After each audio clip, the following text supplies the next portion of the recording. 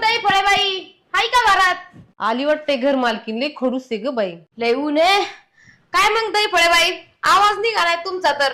घर भाड्याची तारीख निघून गेली. कुठे पैसे? पैसे आणा पटापटा. हे घ्या 2000 रुपये. अरे देवा 2000?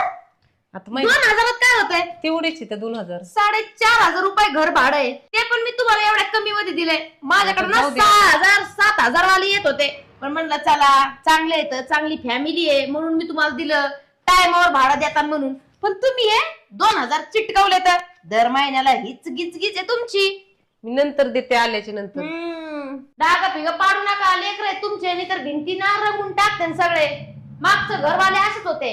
एक्का असं काढून टाकलं त्यांना. फायर तसं आम्ही चांगलंच ठेवतो.